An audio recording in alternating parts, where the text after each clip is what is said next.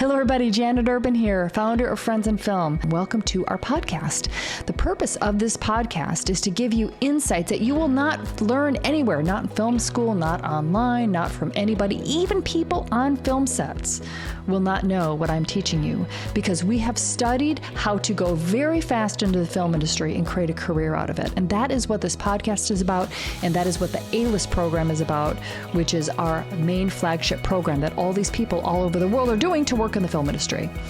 So enjoy today's podcast, and thank you so much for listening. So I want to play for you this interaction that I had with one of my students that shows how he was thinking about his chances of working in the film industry as something that was kind of a faraway shot. Therefore, he's doing all these things unrelated to the film industry, to the actual goal of him working on film sets. He's doing all these other things to try to bolster his connections, his experience, his chances, instead of just getting in there and getting on these film sets and building a career out of thin air, knowing that he would be successful. So enjoy this interaction. Hi. Hello. What's your question? I guess my question is, and maybe I'm getting ahead of myself a little bit. It's my first month and I'm doing the brand ambassador. I started applying last night to a couple of them, kind of testing the waters, but I'm going to start applying more. I've applied to Central Casting, like I did their whole orientation and stuff. Oh, and also I did like a short film, like a no budget short film last weekend, which was fun. It's like my first time on like a set, so that was awesome. And so I guess my question is about like, I have like a lot of sort of connections. Like I'm a freelance photographer and I do a lot of weddings where like the videographers that I work with, a lot of them work in production. And so I kind of have a lot of these contacts, or like even like random ones. Like I play soccer, like pickup soccer. And one of the guys that I play soccer with is like a seasoned DP, and I've never like spoken to him in that level, and I don't know really how to approach people like that, or even like messaging the people that I've worked with who work in production. So I guess that's the question. Like, how do I? When should I reach out to these people, and how should I reach out to these people? Yeah, pretty much it. Okay.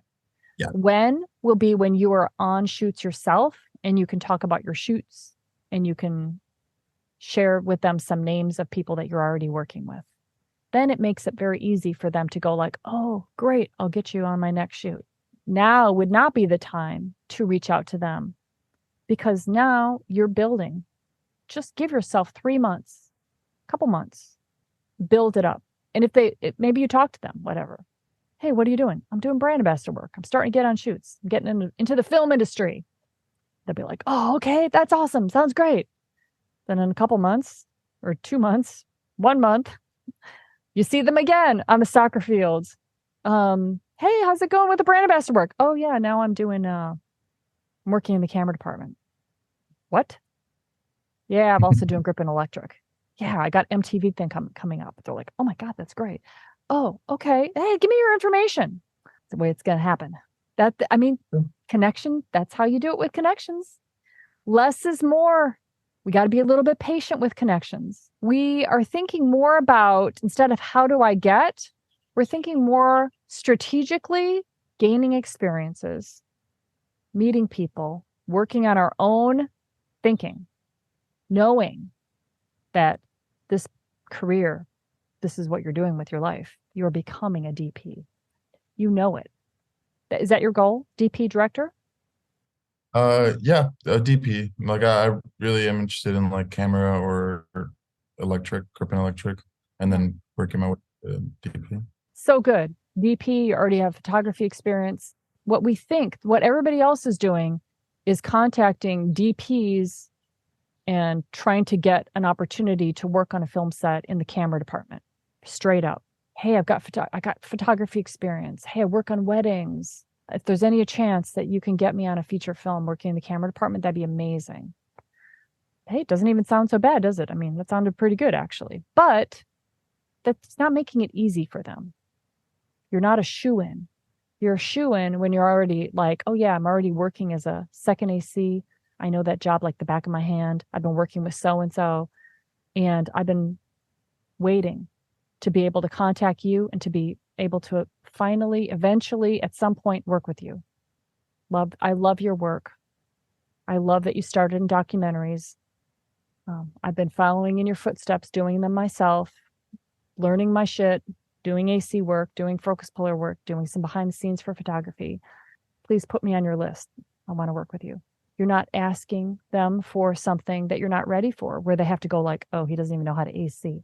It's like that. I've been talking about it like this. There's like this where you are today with what all your experiences is pretty damn amazing. Where you want to be as a DP, then that big gray area of knowledge, thinking, experience, people that you haven't even experienced yet. It's all the knowledge that you haven't even thought of yet, that our brains just want to simplify it today and think that we know it all.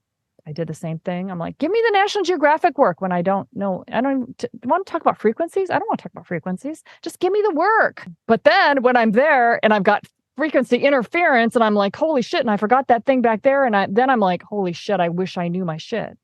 So you guys get to learn from my experiences. That gray area that we're filling in here through experiences and shoots and shoots and shoots, this is where you get really good. And then people, they know that gray area. They've lived it. And they know that where you're at today, you don't know shit in that gray area because you haven't experienced it yet. So therefore, you're a little bit dangerous to hire. They will never say this. They're not articulating it this way. They're not thinking about you that much this way either. But it is what is happening, because it's like, I know for myself where I'm at. People come to me, oh, I want to work with you. They're like, I'm ready, I'm available next week. I'm like, you don't know the first thing if something comes up on set that needs to be done, or how to do it, or how to say it. You would be a hot mess on set, mess the whole thing up, and I can get fired. So I just say it this way for some impact, not to be negative, you guys, just for you to realize that gray area, let's go fill it up. I needed to do that too. And you will too. And I know you're eager to anyway. You have a great attitude. You want to. There's a lot to learn. You'll learn it. You'll get out there. Be patient, though, with it. And we don't want to reach out to people and ask for opportunities when we haven't positioned ourselves yet to be able to do those jobs and to really have their backs. So if you really do care about people, you want to be really good and have that experience so that you really do have their backs. You don't want to be running around forgetting something back at the truck when they need it right now, and now you can't find it, and the battery's not charged up, and this equipment needed new batteries and it doesn't have it, and stuff. It's a process. Give yourself like a year. It's nothing. A year is nothing. And you can be on film sets working on Netflix within a couple months, truly, but you'll really start to know your shit after about a year. Okay. How does that feel when I say this? I mean, it sounds right. It sounds like, yeah, I need to be more patient. There's definitely like a part of me that's like, I just want to jump in, but it's so hard to like get my foot in the door. But yeah, it is kind of like relaxing in a sense. Like I'm like, it's okay, I can take my time. And if you think it's hard to get your foot in the door, I think that probably everybody here would say, yeah, it's hard to get your foot in the door. That's why we're in this program, because it's hard to get your foot in the door, Janet. Have you noticed? But when you think it's hard to get your foot in the door, that's just a thought. And do we want that thought to be there? Does that thought serve us in any way? Does it make us work harder? Does it make us see the hard in everything we're doing? Does it make us see opportunities or not see opportunities? So when you think it's hard to get your foot in the door, then how does that feel in your body? It's defeating, like it's not encouraging. Yeah. And when you feel defeated, and that's an emotion, a feeling, it's a vibration of the body, then how does that show up in your search for getting into the business? I distract myself. I think like, I get overwhelmed. I do something else. Yeah. You go to overwhelming thoughts. Or what I've done for a long time is just kind of like do something else that's like tangentially related. Like that's kind of why I got into weddings, was like, oh, this will be a good way to like build up my experience. And then like, years go by and it's like, oh, this isn't really getting me anywhere. Like I'm not, it's actually not getting me where I want to be. And then I look back and I'm like, oh my gosh, I need to do something different. So It's hard to break in, makes you feel defeated, which makes you do anything that's related to try to feel like you're moving forward, makes you picture it maybe working out, but also not working out, makes you procrastinate, makes you feel overwhelmed. So it's hard to get in the business, creates the result of you're making it so much harder than it needs to be to get into this business. You're not seeing yourself as a value to the industry. You're not focusing on your own value and creating your own value in the business. You're focusing on how hard it is. Like you're looking at the wall right here instead of not even seeing the wall. So why have a wall be there? Why do we create a wall? Because other people say that it's hard and our own experiences match it. But maybe our experiences have come from a lot of it from the fact that we thought that it was hard. So that's why we did all these other things, because they seem like they're going to lead us there somehow, some way. We don't know how, but we actually made it hard for ourselves. So can you see how you create that experience for yourself when you think it's hard to break Yeah, into no, the industry? totally. Yeah. Mm-hmm. Yeah. And so now we look at the result that we want to create. You working as a DP on feature films? DP feature films, that's a result. What thought do we want to have to create that result? I can do it. I'm capable. I'm hungry. I'm sharp. I can, I can do it. How does that feel in your body? What feeling did, when you say I'm doing it as a thought, how does that feel in your body?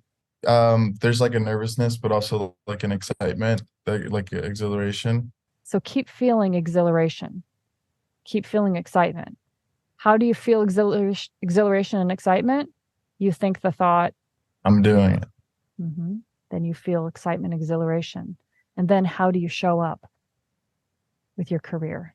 I show up excited and exhilarated and ready to go, you know? Yeah. Yeah. You figure things out with the actions you're taking, you figure things out. You have your own back. You believe in your own success. You have confidence in your conversations. You don't second guess yourself because you're excited. You don't second guess yourself because you're excited. You don't overwhelm yourself with negative thoughts. You don't see it not working out. The result that it creates is that you just do it. So that is intentional thinking. Then there's unintentional thinking that it's hard to break in, which creates the wall. Intentional thinking is like, why would I think that? Why would I think it's hard to break in? I'm thinking, I'm doing it. I'm doing it. And then from that thought, you create that feeling of excitement, exhilaration, which opens all these doors. And then you're doing it. So I'm really excited that I did the course. I think a big part of it is that it's kind of putting a fire under my seat to like really take action and be more focused. That's like a big part of it too, is that I really need to like focus on the goal. Because for like again for a long time I would get distracted and do other things and not really like dedicate myself to this one thing. So And why? Why did you do that? Why do you think that for a long time you're doing everything else other than going for the film industry? like it just makes me think that I was putting it off, that I thought that I could just wait, and now I like really need to like start doing it. Like I can't wait anymore. It may So be that you thought it was hard to break in, like you said. It's hard to break yeah, in. And so therefore you're like, well, I'll just keep trying all these other things because it's actually true that it's hard to break in. And you believe that. Possibly, I mean, I don't know your brain, but that's why I wanted to see if there was another thought there that was causing you, if you looked at your past, like what was I thinking that would make me not commit and go for my career in the straight arrow way? Maybe because if you're like, I'm doing stuff that I need to strengthen myself, I need to gain more experience, then there's a thought behind that. Like, I'm not quite skilled enough. Okay. But the thing is about our brains is that we think we're just observing that, hey, it's true. I'm not skilled enough. I don't know all this stuff. She just talked about the gray area. It's true. I'm not skilled enough. But when that thought is preventing you from going after your career, it's worth examining because it's an unintentional thought. I'm not skilled enough makes you feel defeated. Great word. And then no matter what you do, you keep looking at it through this defeated, I'm not skilled enough belief. and your learning happens in a much slower pace. You don't get the experience that you need to get. Versus if we just got rid of that, I'm not skilled enough, got rid of it, that doesn't even exist. It's just poofed, we blew it up. Then what's left? I just want to learn. I got a lot to learn. I love this. I love camera. I love image. I love vision. I love it. Then we create a different feeling and then a different experience for ourselves. Okay, thank you so much. Thanks so much for listening. And if you want to take your career to the next level in the film industry, go to friendsinfilm.com/join. That's friendsinfilm.com/join. You can sign up for our mini course, learn about the A-list model, and then you can take it all the way and do the A-list program. So that's friendsinfilm.com/join. Thanks so much for listening. Have a great day, everybody.